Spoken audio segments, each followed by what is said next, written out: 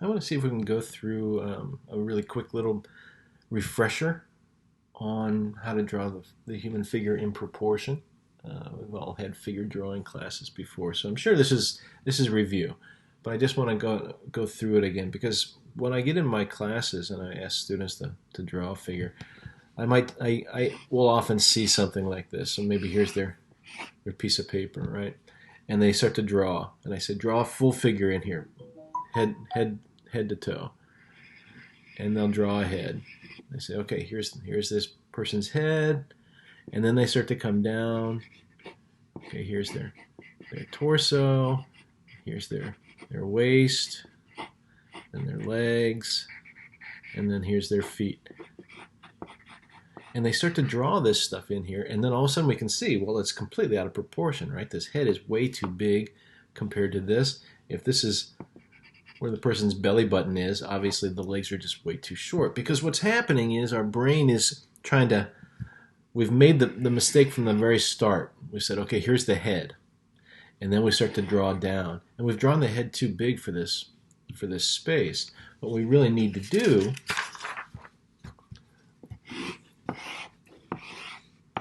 is, if this is our space, I need to say, here's the top of the head, here's the bottom of the feet. And then I can start to break this space up into equal increments this way. And that tells me that in this space, to draw this figure correctly, the head has to be this size. Okay? And then as we draw down,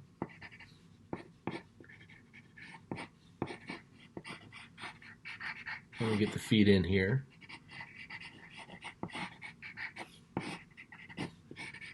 this person is going to be in much better proportion, right? And we know that we've got this and this.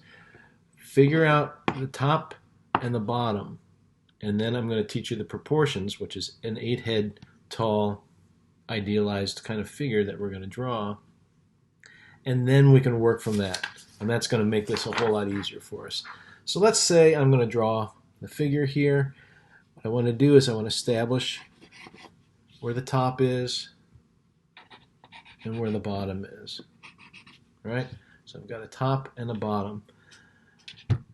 What we remember about the human proportion is that we're going to break this into 8 sections. So if this is midway, I can split it midway again and again, like this, and now I've got my 8-head proportion worked out in here, and that's going to work out really great. So the first thing I'll draw then will be the head. And if I figure this is where the head is going to be, right? The next thing we're going to remember is the navel is going to be right at the 3-head mark. So if I come down 1, 2, 3, come across, this is where the navel is going to be. The person's crotch is generally going to be right about at the 4. Okay, so now I can start to draw this in. I can start to figure out what this person is going to look like in here.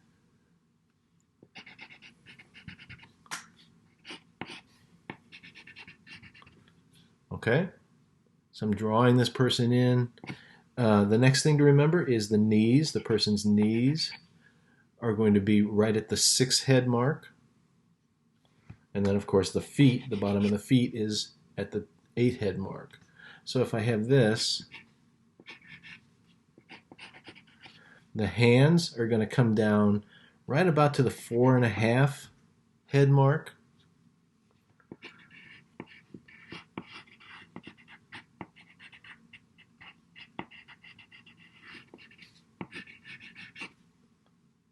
Like that.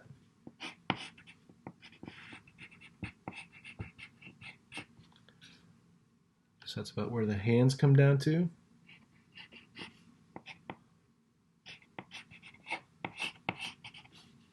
Remember, the knees are at at the 6.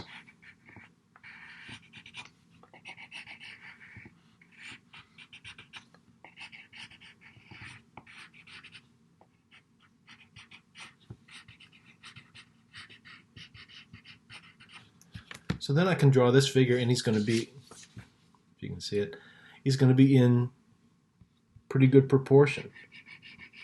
Here's his waist, right? The crotch right at the midpoint.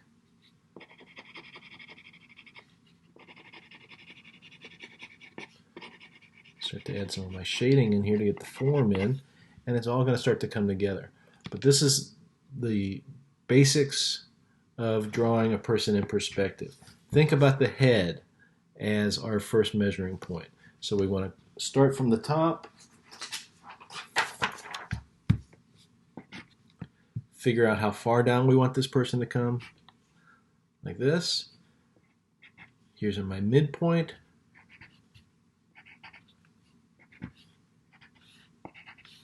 Now I've broken this into 8 equal sections. That tells me the head, in this instance, is going to be this size. Here's their midsection.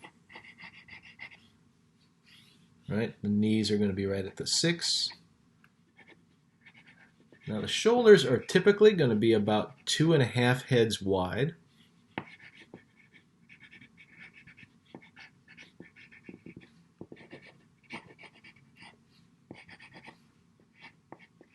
The rib cage actually comes up much higher than people think it does.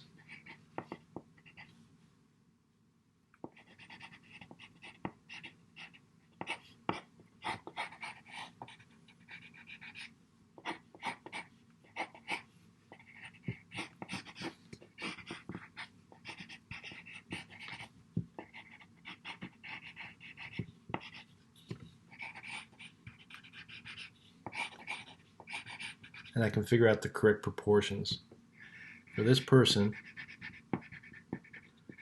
if their head is this size. Okay? So these are just the basics of it. After you get that, then you can start to flesh it out, right? You can start to figure out what their hair is like, what kind of clothes they're wearing. And I can then, once I have the proportions worked in, I can come up with whatever kind of details I want in here.